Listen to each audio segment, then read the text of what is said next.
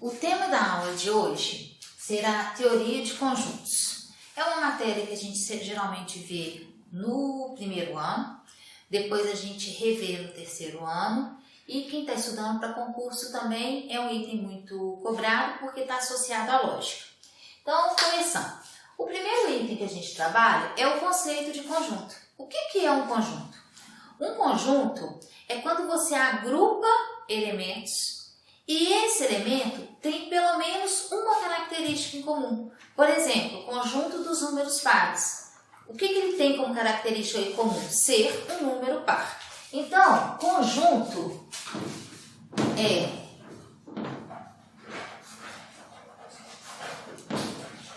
o agrupamento de elementos com pelo menos uma característica comum.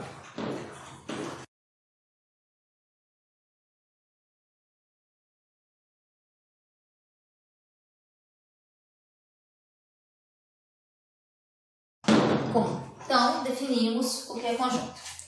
Agora, para mostrar, para determinar esse conjunto, eu posso usar três formas para representar. Eu posso usar a enumeração, uma propriedade ou um diagrama de Venn.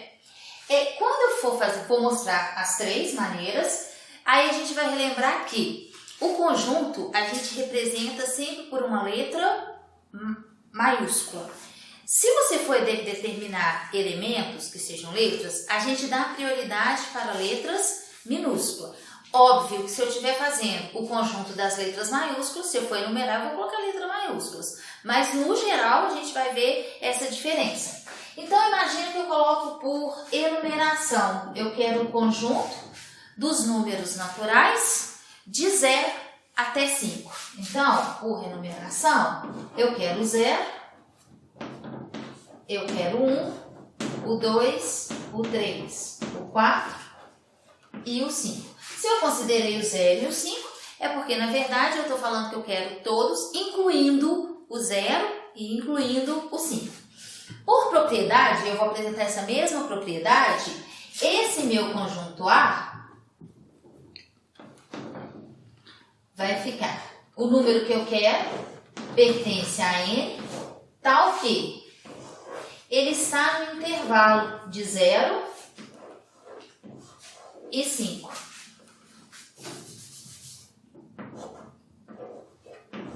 Como aqui eu coloquei tanto 0 quanto 5, eu tenho que colocar um igualzinho aqui. Vai significar o quê? Eu quero o 0 e eu quero o 5. E por diagrama, a gente trabalha, é o mesmo, é o conjunto A. E eu vou colocar os elementos 0, 1, 2, 3, 4, 5. Atenção, quando a gente está trabalhando com conjunto, se você tiver um conjunto que apareça, por exemplo, o 3 duas vezes, o 2 duas vezes, você só determina uma vez, tá? Cada elemento uma vez. Então, esse é o meu conjunto. Quando a gente acaba de analisar a ideia de conjunto, a gente vai trabalhar com a relação de pertinência. O que significa isso? É uma relação que a gente só trabalha com elementos. Anotem, grifem, coloca de rosa e bolinha branca, de uma forma que vocês não esqueçam. Não existe relação de pertinência com conjunto. O que a gente está falando de pertinência é se um elemento pertence ao conjunto ou se esse elemento não pertence ao conjunto. Fim. Não tem outra análise a ser feita. Então, quando eu estou falando pertence ou não pertence, o que eu estou falando é, se eu colocar assim, considerando o meu conjunto A que eu já dei de exemplo. Então, se eu virar e falar assim, 2 pertence a, isso é verdadeiro. Porque dentro do meu conjunto A existe o elemento 2. Se eu colocar 6 pertence a A, isso é, vamos pôr Não pertence a verdadeiro. Não pertence a verdadeiro. Dentro do meu conjunto A não existe o elemento 6. Se eu colocasse o conjunto 2 pertence a A, isso é falso. Por quê? Pelo que eu falei com vocês, para pertencer, eu preciso que tenha esse elemento. Então, se eu chegar nesse conjunto aqui, olhar, e se tivesse esse subconjunto que não tem, aí seria verdadeiro, tá? Então, aqui eu tenho o elemento 2 e o subconjunto 2, ele não pertence a A, ele não está dentro de A. Então, relação de pertinência, vai anotar bonitinho aí. Aconselho, né? Sempre que precisar, você colocar algumas observações de uma forma que na hora que você voltar, você consegue saber que é um item importante na matéria. Então, qual que é o item importante aqui? Relação de pertinência somente entre elementos. E agora, a gente vai conversar sobre subconjuntos. O que é um subconjunto? É uma parte do conjunto. São os elementos formam subconjuntos que formam o conjunto todo. Quando a gente está falando de subconjunto, nós podemos determinar quantos e quais são os subconjuntos de um conjunto. Para determinar quantos, usamos esse P de N aqui, é partes de um conjunto, tá? Quantas são as partes de um conjunto? Exemplo.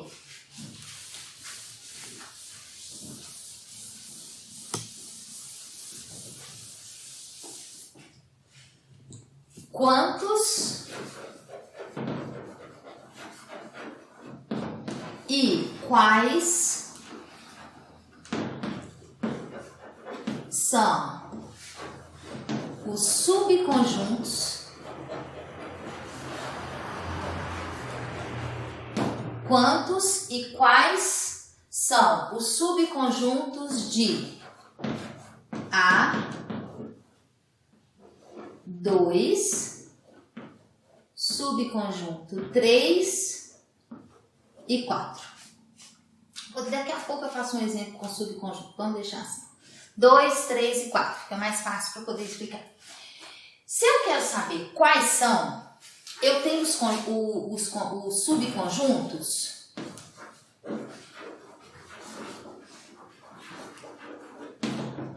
triviais. Aqueles que só de olhar o conjunto eu já consigo determinar. Se eu tenho 3 elementos, eu tenho condições de ter conjunto unitário, conjunto com 2 elementos e o próprio conjunto. Então, o que eu vou ter aqui? Quais são os triviais? Eu tenho o subconjunto 2, eu tenho o subconjunto 3 e ele é colocado entre chaves.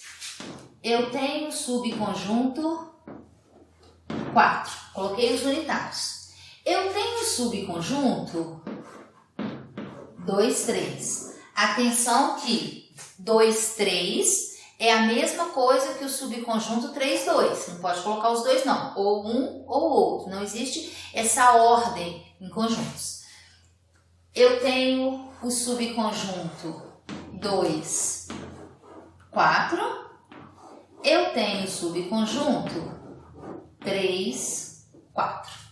Então, aqui eu tenho todos os meus conjuntos que a gente chama de conjunto trivial. E eu vou ter também subconjuntos não trivial. Aquele que você precisa de um conceito para poder lembrar dele. Quais são esses dois? O vazio e o próprio conjunto.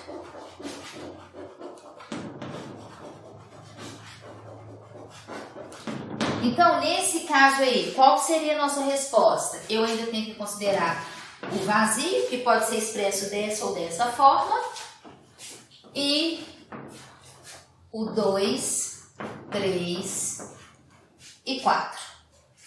Então,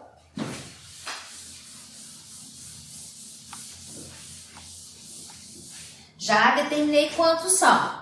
1, 2, 3, 4, 5, 6, 7, 8. Agora eu quero saber quantos usando a fórmula.